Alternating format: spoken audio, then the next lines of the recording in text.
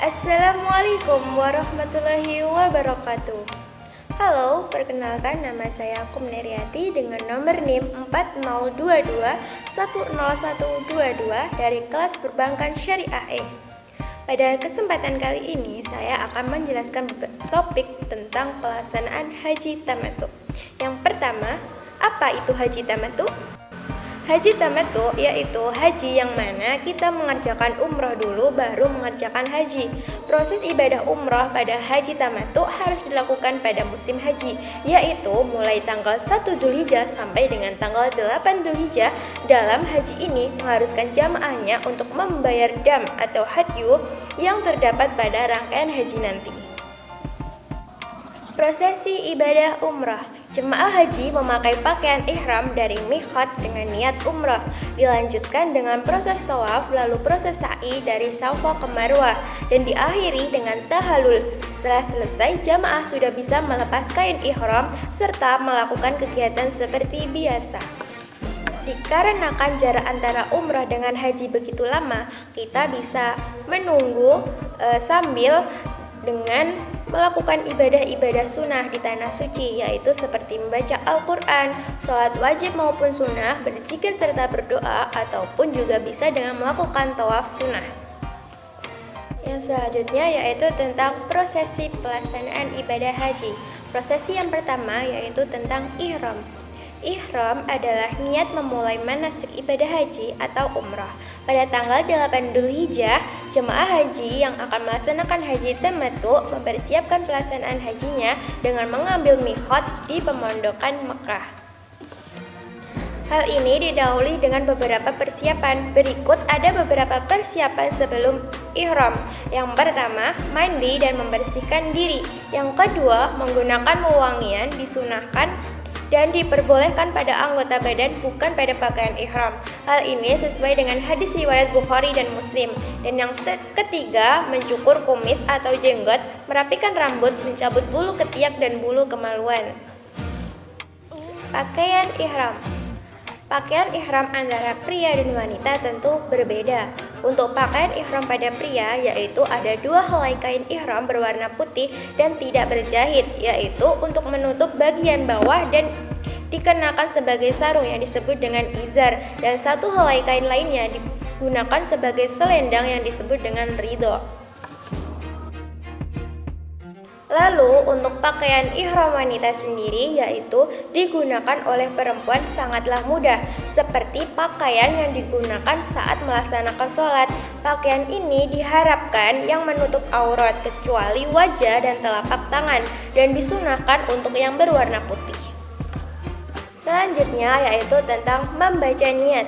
Ihram haji tamattu adalah hari pemondokan dengan membaca niat Labbaik Allahumma hajjan, artinya, ya Allah, kupenuhi panggilanmu untuk berhaji. Disunahkan juga untuk membaca talbiyah. Seperti ini bacaannya. Labbaik Allahumma labbaik, labbaik la syarika laka labbaik, innal hamda wa ni'mata laka wal mulk la syarika lak. Adapun dalam hal ini ada hal-hal yang dilarang selama ihram. Yang pertama yaitu mencukur rambut, yang kedua memotong kuku dan bulu, yang ketiga berburu binatang darat, yang keempat menikah, menikahkan dan meminang, yang kelima berjumbu atau berjima, yang keenam memakai wewangian di pakaian ataupun badan. Ini sesuai dengan hadis riwayat Bukhari dan Muslim. Dan yang ketujuh, pria dilarang memakai baju, celana, kaos kaki, sarung tangan, dan penutup kepala.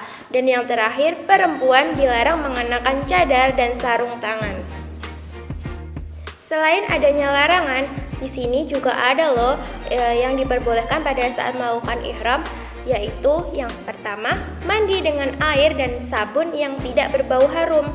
Yang kedua, mencuci pakaian ihram dan mengganti dengan lainnya. Yang ketiga, mengikat izar. Dan yang keempat, berbekam. Yang kelima, menyembelih hewan ternak. Eits, bukan hewan buruan loh ya. Yang kelima, bersiwak dan menggosok gigi walau ada bau harum pada pasta giginya selama bukan maksud digunakan untuk parfum itu diperbolehkan. Yang selanjutnya, memakai kacamata. Yang selanjutnya, menyisir rambut. Dan yang terakhir, mempersiapkan diri dan bawaan, pakaian dan alat ibadah yang akan diperlukan selama berada di Arafah, Musdalifah, dan Mina. Rangkaian yang selanjutnya yaitu mabit di Mina. Sehari sebelum pelaksanaan wukuf, jamaah pergi ke Mina dan bermalam di sana dengan memperbanyak zikir dan doa. Yang selanjutnya menuju Arafah. Bermalam pada hari tarwiyah hukumnya sunnah dan bukan termasuk rukun ataupun wajib haji. Wukuf di Arafah adalah berkumpulnya seluruh jamaah haji tanpa terkecuali, baik itu dalam keadaan berdiri, duduk, ataupun berbaring. Selanjutnya mendengarkan khutbah serta disarankan untuk membaca talbiyah, zikir, tilawah Quran, dan berdoa sambil menunggu matahari terbenam. Untuk yang selanjutnya, wukuf di Arafah berakhir pada saat matahari terbenam. Setelah matahari terbenam, rangkaian selanjutnya yaitu mabit di Musdalifah. Wukuf di Arafah berakhir pada saat matahari terbenam, bukan?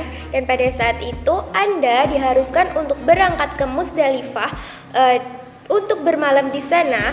Selama mabit di Musdalifah, jamaah diperbolehkan untuk mencari dan mengumpulkan batu kerikil untuk jumroh Aqobah. Dianjurkan untuk memperbanyak talbiyah, zikir, berdoa, dan membaca Al-Quran sambil menunggu untuk berangkat. Rangkaian selanjutnya yaitu menuju Mina dan melakukan jumroh Aqobah. Prosesi menuju Mina bisa dilakukan dengan menaiki kendaraan ataupun berjalan kaki. Setibanya di Mina, menunggu giliran untuk prosesi jumroh dengan mengikuti arahan dari pembimbing.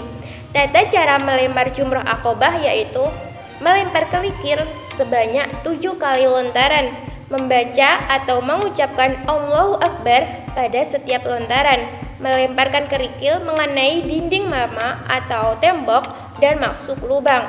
Selanjutnya, melempar dengan kerikil satu persatu. Jika melemparnya 7 kerikil sekaligus, maka tetap dihitung 1.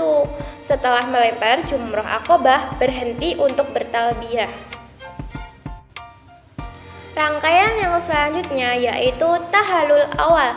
Tahallul awal dilakukan sebagai simbol telah melaksanakannya jumroh Aqobah. Tata cara dari tahallul ini yaitu bagi laki-laki dengan memotong sebagian rambut kepala atau mencukur. Jika mencukur dimulai dari separuh kepala bagian kanan dan kemudian separuh kepala bagian kiri. Untuk perempuan hanya memotong sebagian rambut kepala, minimal 3 helai rambut. Untuk bagi jamaah yang tidak tumbuh rambut ataupun botak, cukup dengan menempelkan pisau cukur ataupun gunting sebagai isyarat mencukur rambut. Tahallul awal menandakan bahwa sudah terbebasnya larangan ihram kecuali yang berkaitan dengan wanita.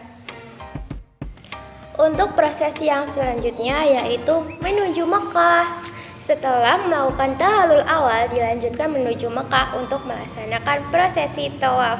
Tata cara tawaf ibadah yaitu yang pertama, memasuki Masjidil Haram dengan mendahulukan kaki bagian kanan sambil berdoa, Allahumma ftahli abwaaba rahmatik. Berjalan dengan tenang dan khusyuk sambil terus membaca talbiyah, Labaik Allahumma labaik, labaik la syarika laka labaik, innal hamda wa ni'mata laka wal mulk la syarika lak. Yang selanjutnya, ketika melihat Ka'bah sambil berdoa, sambil mengangkat kedua tangan.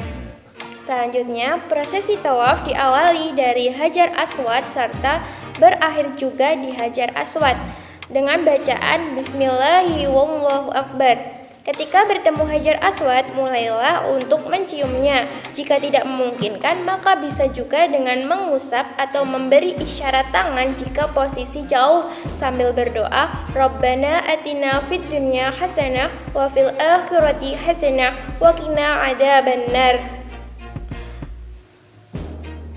Prosesi tawaf dilakukan sebanyak 7 kali putaran dengan posisi Ka'bah ada di sebelah kiri. Bagi pria disunahkan untuk berlari-lari kecil pada 3 putaran awal dan berjalan seperti biasa pada 4 putaran terakhir. Tidak ada doa-doa tertentu yang dapat ditetapkan saat melaksanakan tawaf seperti putarannya dalam setiap putarannya. Namun, Anda bisa mengamalkan beberapa doa berikut, seperti Subhanallah wa bihamdi wa la ilaha illallah wallahu akbar wa la hawla wa la quwata illa billahil aliyyil azim wassalatu wassalamu rasulillahi sallallahu alaihi wasallam Allahumma imanan bika wa tashidan bi kitabika wa fa'aan bi'adika wa tayyiban li sunnati nabiyyika Muhammadin sallallahu alaihi wasallam Allahumma inni as'aluka afwa wal afian wa mu'afatan daimata fi dini wa dunya wa akhirah wa fawza bi jannati wa nazata minan nar. Untuk yang selanjutnya yaitu melakukan sholat sunnah di makam Ibrahim. Setelah melakukan sa'i, dilanjutkan dengan menuju makam Ibrahim sambil membaca doa. Pada rakaat pertama dianjurkan untuk membaca surah Al-Kafirun, dan pada rakaat yang kedua dianjurkan untuk membaca surah Al-Ikhlas. Setelah selesai sholat bisa dengan membaca doa. Rangkaian selanjutnya yaitu minum air zam-zam. Menuju tempat minum air zam-zam dan minum pada tempat yang telah disediakan. Selanjutnya, menuju Bukit Safa dan Marwah. Menuju Bukit Safa dan Marwah untuk melaksanakan sya'i. Jika sudah dekat, bacalah doa Inna Safa wal Marwata min sya'airillah nabda'u bima ba'da Allahu bih, yang artinya sesungguhnya Safa dan Marwah adalah termasuk syiar agama Allah. Aku memulai sya'i dengan apa yang didahulukan oleh Allah.